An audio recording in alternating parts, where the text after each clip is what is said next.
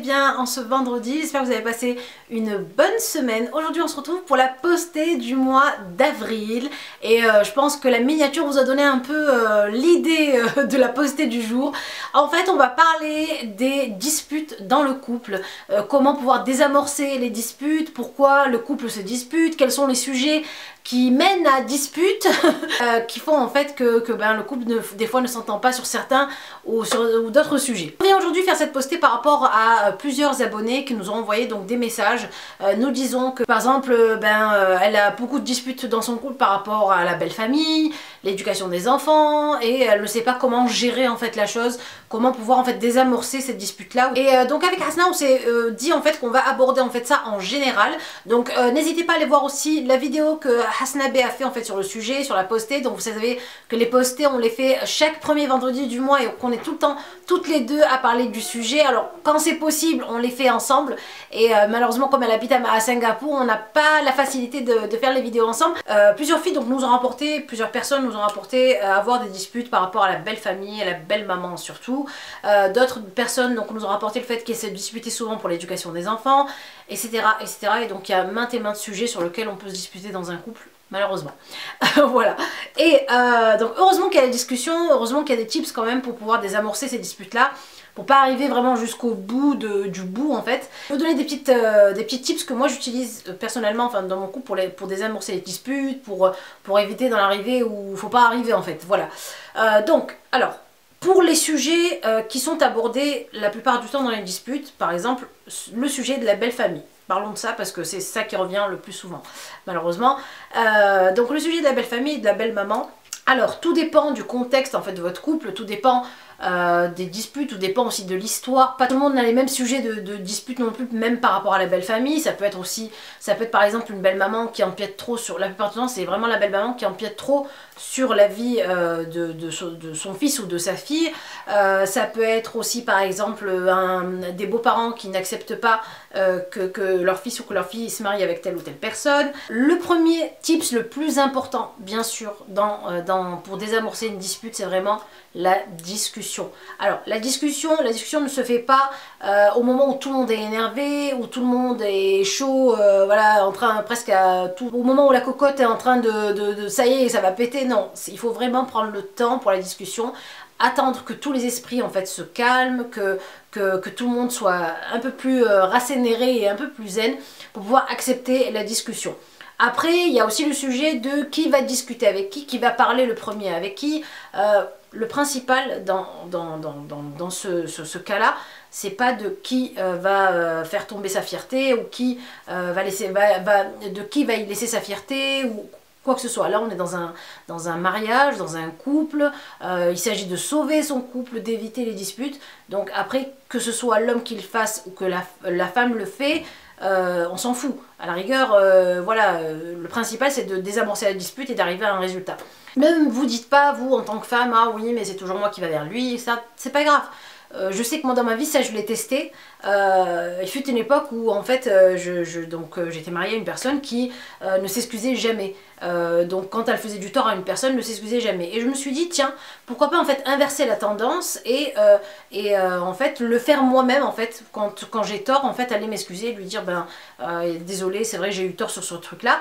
Et je me suis dit peut-être que lui ça va lui donner aussi envie de le faire. Et c'est vrai que petit à petit, bon il a fallu attendre quand même quelques temps, ça se fait pas en un clin d'œil, mais c'est vrai que petit à petit ça a donné à la personne en face l'envie aussi de s'excuser, de demander pardon quand elle avait tort. Donc il vaut mieux de montrer le bon exemple, donc montrer le bon exemple, aller discuter, aller vers la personne, trouver en fait un terrain d'entente pour que l'autre personne en face, si elle n'est pas elle apte à faire ce pas-là, le devienne petit à petit en fait et puisse après que ça puisse être facile entre vous pour désamorcer une dispute. Ensuite, ce qui est très important aussi, c'est-à-dire que pour vraiment pas désamorcer les disputes à l'avance, on ne sait pas ce qui se passe à l'avance dans un couple ou ce que nous réservent les années, mais c'est vrai que ce qui est bien aussi c'est que de mettre tout à plat dès le début.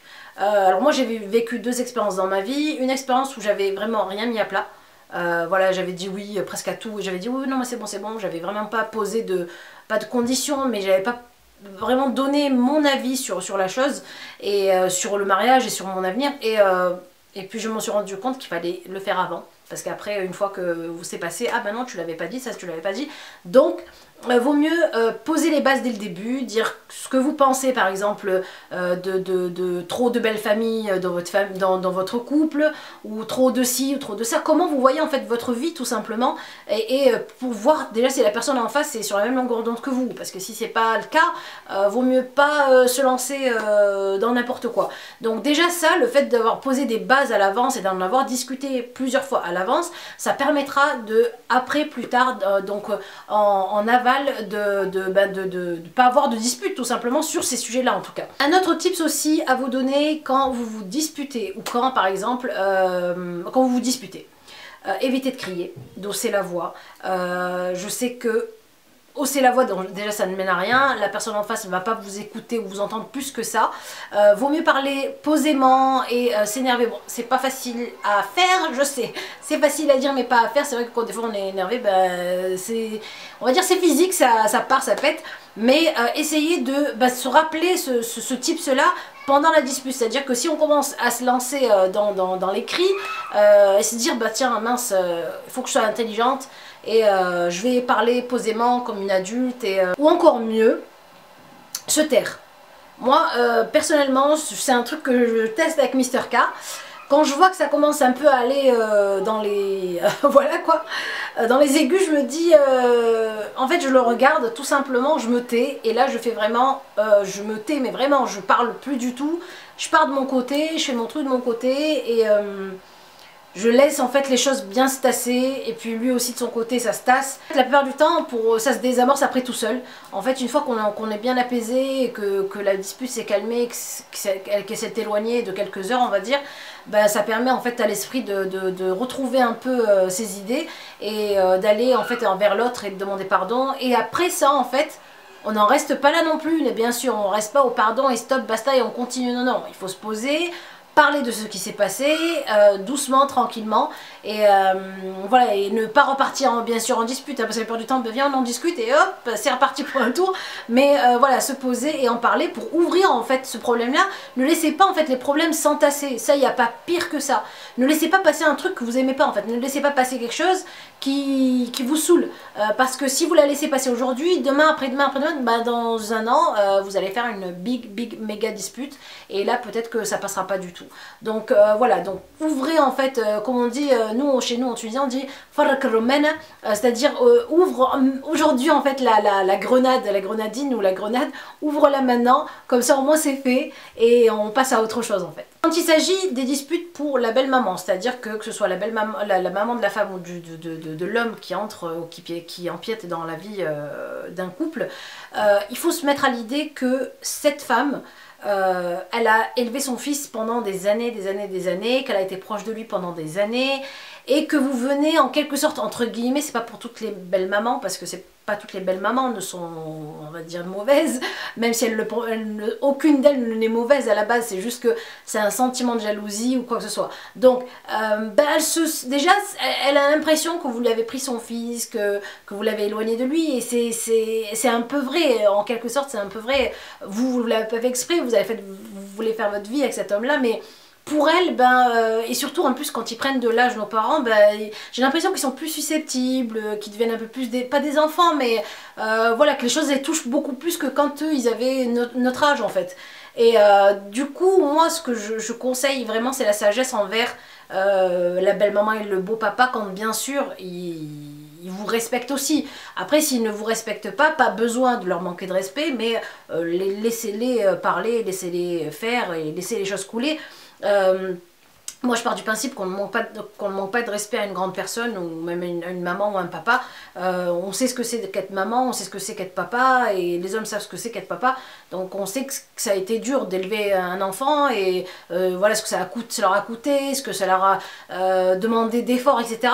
Donc moi je respecte ça déjà à la base, et même si j'avais en face de moi une belle maman qui n'était pas d'accord avec moi ou qui empiétait dans ma vie, je trouverais d'autres moyens que de lui manquer de respect en fait. Ça ne rime à rien de leur manquer de respect. Donc le respect, c'est vraiment la chose la primordiale dans un couple, même envers les beaux-parents ou envers la belle famille. De deux, bon, donc se mettre à la place de la maman et se dire, bah, moi si j'avais un fils par exemple, c'est vrai qu'est-ce que je ressentirais, etc.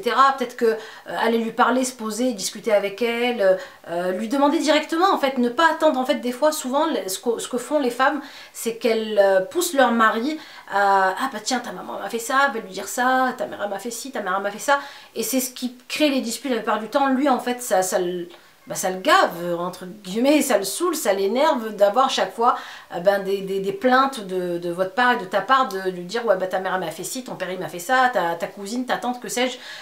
Donc ce que vous devez faire, c'est vraiment aller avec respect et lui dire bah voilà, il faut que je discute avec ta mère, ou aller directement discuter avec sa mère ou avec son père ou avec cette personne de sa famille avec qui vous entendez pas, et lui demander ben pourquoi en fait elle vous aime pas, ou pourquoi elle réagit comme ça avec vous, et je pense que c'est le mieux à faire, et lui dire, lui ouvrir votre cœur et lui dire bah écoutez, moi j'ai rien contre vous, le seul truc qui m'embête c'est telle ou telle chose, et je pense que ça peut vraiment désamorcer beaucoup de disputes et beaucoup de choses, et emmener vers des bonnes choses en fait. D'autres questions qui reviennent souvent, c'est les disputes par rapport à l'éducation des enfants. Chose que je commence à comprendre vraiment, parce que j'ai ma grande qui a 12 ans, et du coup c'est vrai que sur certaines fois bon, on n'a pas la même vision, on a, allez, en grosso modo à 99% on a la plupart du temps la même vision de l'éducation, et sur 1% des fois ben moi je dis non mais moi je vois des sages comme ça, et lui il me dit non mais moi je les vois mieux comme ça, et donc des fois ça peut mener à des énervements, à des disputes, etc.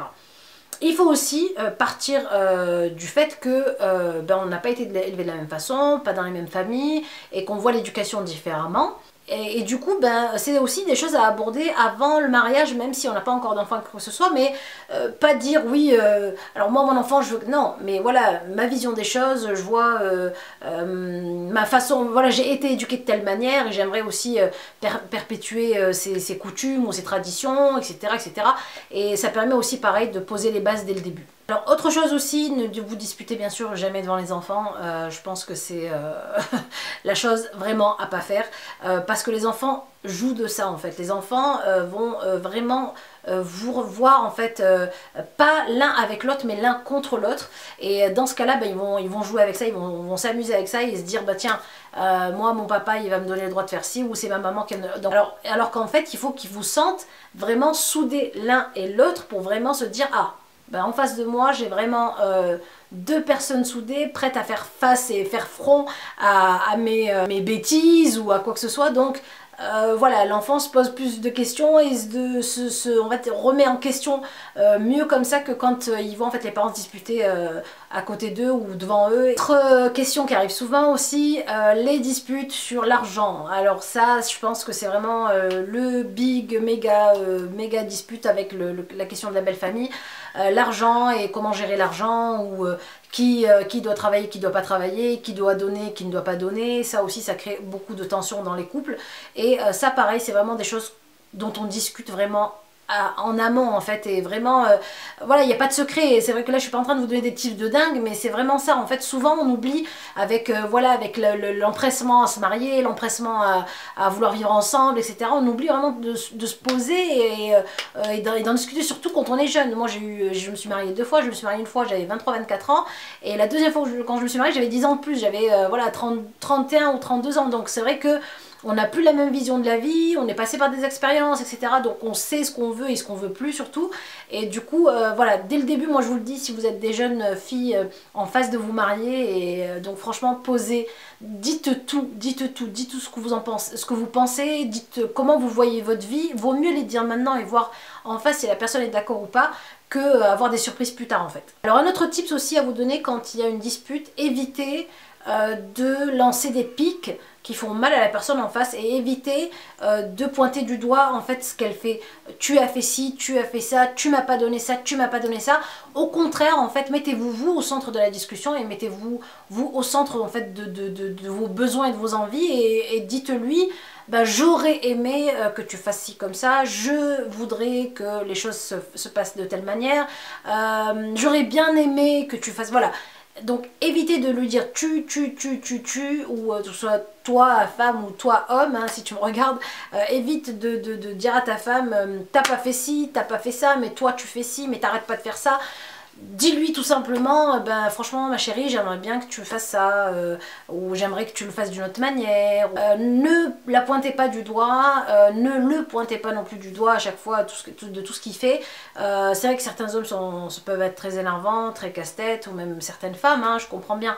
Mais s'il y a au moins une once d'amour, autant la sauver et autant trouver un terrain d'entente et discuter, se poser et pouvoir, au lieu de se séparer rapidement et de divorcer, ben, pouvoir trouver un terrain d'entente.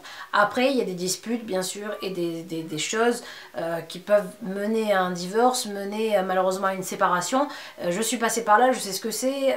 On laisse passer, on discute, voilà, on essaie d'arranger les choses, et puis ça rame, et 1 an, 2 ans, 3 ans, 4 ans, 5 ans, et puis après, on n'a plus voilà, on n'a plus de souffle, on n'a plus de force, on n'a plus d'énergie. Mais tant que c'est possible de sauver en fait quelque chose, sauvons-le. Hein. S'il suffit juste de discuter pour sauver son couple, faisons-le. C'est vrai que dans certaines cultures, on n'a pas cette facilité de discuter, d'aller vers l'autre, de se poser. Voilà, on est vraiment où certains hommes ou certaines femmes, ben c'est surtout certains hommes, c'est ben voilà la violence, ils répondent par la violence. Et voilà, donc autant s'habituer et puis même habituer nos enfants. Moi, je sais que mes enfants nous regardent souvent discuter, se poser et discuter. Voilà, elles savent que discuter, c'est vraiment la chose la plus importante, parce qu'en fait, c'est à ce moment-là qu'on comprend l'autre et on écoute ses attentes en fait et ses besoins. Voilà mes poupettes pour cette vidéo, j'espère que cette postée vous aura plu. Je sais qu'elle m'a été beaucoup demandée, j'espère aussi en tout cas que je vous aurai donné quelques petits conseils et quelques petites astuces pour vous en sortir en cas de dispute. Et voilà, soyez zen, restez zen, calmez-vous, pensez vraiment à un peu plus tard, c'est-à-dire pas sur le coup d'énervement, posez-vous. Ne faites jamais rien sur le coup de l'énervement et sur le coup de la colère. Posez-vous d'abord, calmez-vous et puis après discutez. Allez, ben, je vous fais de très gros bisous. Bien sûr, je vous mets en lien en barre d'infos la vidéo de Hasna B. J'ai hâte de voir aussi ce qu'elle en a pensé. Et je vous embrasse très fort et je vous dis à la prochaine vidéo. Bisous!